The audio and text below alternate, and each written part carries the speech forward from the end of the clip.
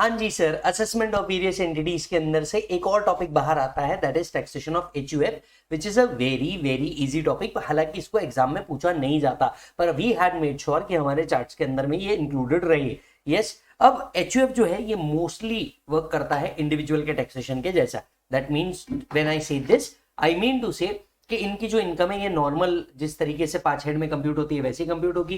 Tax rate इनको वही applicable है जो इंडिविजुअल को एप्लीकेबल है। ऑलमोस्ट चैप्टर 6 से के रिडक्शन जो इंडिविजुअल्स को है वही एचयूएफ्स को भी अवेलेबल है।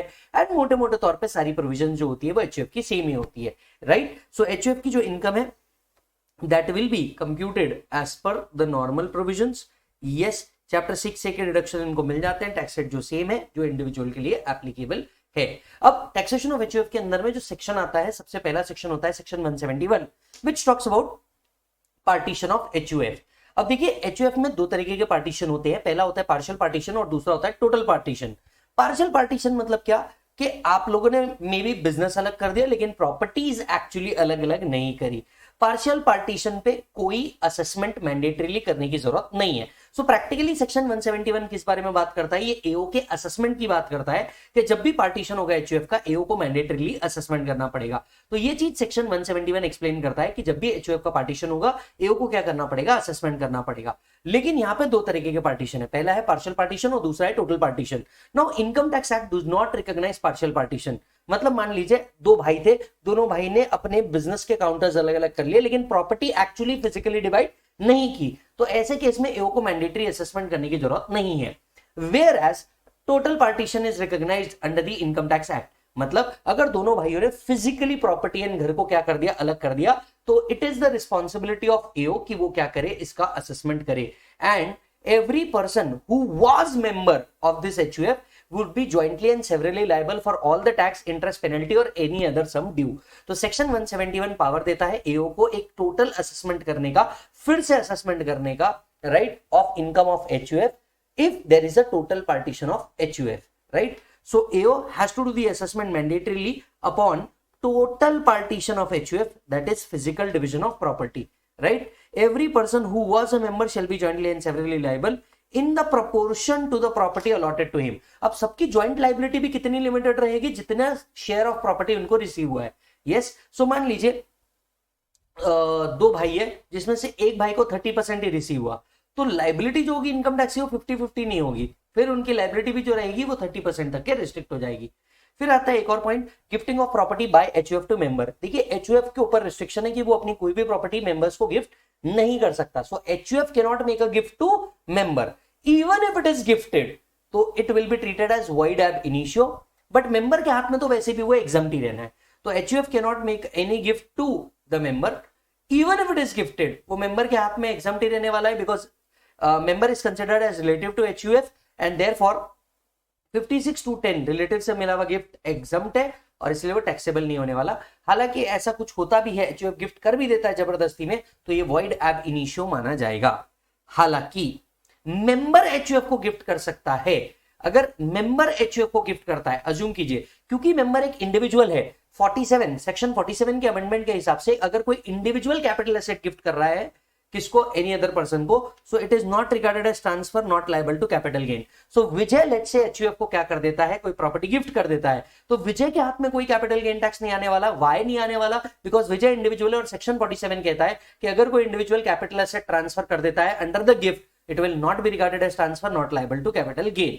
अब ये गिफ्ट किसको मिल गया साहब, एचयूएफ को मिल गया, तो एचयूएफ के हाथ में ये एग्जम्प्ट हो जाएगा under section 56-10। Why? Because gift receive from a relative is totally exempt. Yes और नो?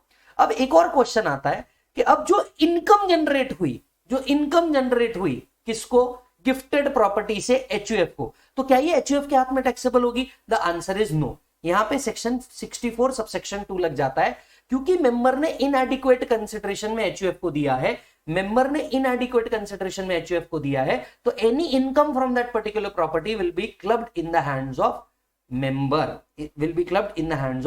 मेंबर, तो याद रखिए इसके 3 टैक्स एस्पेक्ट है। आपको तो पता है जब तक मैं इंटरलिंकिंग नहीं करता प्रोविजंस का मुझे मजा नहीं आता, इसीलिए 3 से 4 सब्जेक्ट का जोड़ू। और वैसे मैं आपको एक बात बताऊं, फाइनल लेवल पे it is utter most important कि आप चीजों को कनेक्टेड पढ़े। आप अपने मॉड्यूल के क्वेश्चन ओपन करके देखिए साहब, आप अपने क्वेश्चन बैंक के क्वेश्चन ओपन करके देखिए, जब भी आपको क्वेश्चन पूछे गए ऐसे थरो एस्पेक्ट पे पूछे गए कि इसका क्या, उसका क्या, और आपके ओवरऑल टैक्सेशन का एस्पेक्ट क्या। तो हमने रेगुलर लेक्चर के अंदर में, फास्ट ट्रैक लेक्चर के अंदर में भी ये इंटरलिंकिंग करी, और हम चाहते हैं कि चार्ट रिविजन में भी हमारी ये इंटरलिंकिंग बनी रहे। तो ध्यान से सुनिए, with HUF cannot make a gift to member, बराबर, sorry, member can gift to HUF but HUF cannot gift to member. अगर मेंबर गिफ्ट दे रहा है क्योंकि वो इंडिविजुअल है, उसके हाथ में कोई कैपिटल गेन टैक्स नहीं आने वाला। HUF के हाथ में गिफ्ट टैक्सेबल नहीं होने वाला क्योंकि वो रिलेटिव के डेफिनेशन में आ जाएगा। लेकिन इस गिफ्टेड प्रॉपर्टी से जो इनकम आने वाली है उस पे 64(2) का प्रोविजन लग जाएगा और क्लबिंग प्रोविजन अट्रैक्ट होगा, बिकॉज ये इनएडिक्वेट कंसिडरेशन में किसको ट्रांसफर की गई है, HUF को ट्रांसफर की गई है। यस और नो? अच्छा, अब मान करके चलिए HUF ने किसी कंपनी के अंदर में इन्वेस्ट किया, वो कंपनी सैलरी दे रही है किसको, को पार्टनर को। ऐसे केस में ये सैलरी किसके हाथ में टैक्सेबल हो जाएगी, HUF के हाथ में टैक्सेबल हो जाएगी। सो HUF ने अगर क्या किया है, कंपनी में इन्वेस्ट किया है एंड कंपनी सैलरी दे रही है किसको, को पार्टनर को, तो सैलरी जो है ये टैक्सेबल हो जाएगी in the hands of HUF। हाँ, ये एक क्वेश्चन पूछा जाता है which is based on CIT versus Charandas and sons. एक केस लॉ है CIT versus Charandas and sons. मान लीजिए HUF है, HUF ने पैसा इन्वेस्ट किया in one of the startup of co partner. So HUF ने इन्वेस्ट किया in one of the startup of co partner. अब सवाल उठा, को पार्टनर को जो प्रॉफिट जनरेट हुआ ये HUF के हाथ में टैक्स होगा या नहीं होगा, ये एक सवाल उठा, क्योंकि पैसा किसका लगा हुआ था, HUF का लगा हुआ था। तो अब यहां पे लॉ कहता है कि देखिए CIT versus Charandas and sons के अंदर में हेल्ड हुआ कि HUF ने सिर्फ को पार्टनर के स्टार्टअप में पैसा लगाया। इसका मतलब ये नहीं है कि वो HUF के हाथ में टैक्सेबल हो जाएगा। Just investing money is just one of the part of business, but business actually requires skills and development, and इसी के लिए ये जो स्टार्टअप से आने वाली इनकम है ये को पार्टनर को ही टैक्सेबल होने वाली है, ये HUF को टैक्सेबल नहीं होने वाली। चलिए 2 पॉइंट बोनस के बता देता हूं जो यहां पे नहीं लिखा हुआ है। HUF अगर रेम्यूनरेशन देता है किसको सर, कर्ता को या फिर मेंबर्स को, तो ये टैक्सेबल है या exempt, will that be allowed as deduction? The answer is yes, it will be allowed as deduction subject to section 48(2). Sir why subject to section 48(2)? Because you are making a payment to relative, और relative का payment excessive या unreasonable नहीं होना चाहिए, नहीं तो 48(2) के तहत वो डिसअलाउ हो जाएगा। So HUF can give remuneration to karta and member, it must be bonafide, it must be genuine, but it should be subject to section 48(2). 48(2) क्या बोलता है दोस्त? 48(2) बोलता है कि भैया कोई भी पेमेंट जो आप रिलेटिव को कर रहे हो, अगर ये एक्सेसिव या अनरीजनेबल रहेगा तो ऐसे केस में क्या होगा दोस्त, डिसअलाउड हो जाएगा to such excess amount. Yes मालिक। चलिए अब आपकी रिस्पॉन्सिबिलिटी, जो अपन ने रेगुलर बैच और फास्ट ट्रैक बैच लिया है, इन लोगों के पास ऑडियो रिवीजन भी अवेलेबल है, प्लस MRP में जाओ, इसके ऊपर क्वेश्चंस दिए हुए हैं, इनको क्वेश्चंस को सॉल्व कर लो। I guess assessment of various entities जो टॉपिक है आपके मॉड्यूल 3 के अंदर, मॉड्यूल 2 के अंदर में, तो इसके ऊपर आपको 2 क्वेश्चन है आई गेस, तो वो 2 क्वेश्चन सॉल्व कर लेना। यस, काम खत्म। यहां से आपका नेक्स्ट पार्ट शुरू होता है, आपके नेक्स्ट चार्ट रिविजन तक के आप बने रहिएगा। हम लोग रिसेंटली DT फास्ट ट्रैक जो है ये ले रहे हैं, 35 लेक्चर्स के अंदर में सब कुछ कवर कर रहे हैं, प्रॉब्लम सॉल्विंग कवर कर रहे हैं, प्रॉब्लम सॉल्विंग में कहां कहां गलती होती है ये कवर कर रहे हैं, प्रोविजंस के अंदर के अमेंडमेंट्स कवर कर रहे हैं। अगर आपको ऐसा लग रहा है कि आप DT में डिफिकल्टी फेस कर रहे हैं, तो आई वुड रिक्वेस्ट और आई वुड टेल यू कि भैया आप जल्दी से DT फास्ट ट्रैक के ओर मुड़ सकते हैं, अभी भी आपके पास टाइम है, आप अपना प्रोविजनिंग अकॉर्डिंगली कर सकते हैं। यस सर, मिलता हूं आपसे अगले चार्ट रिविजन के अंदर में। ये चार्ट आप ekathamacademy.com पे पा सकते हैं, जो नीचे लिंक में दी हुई है।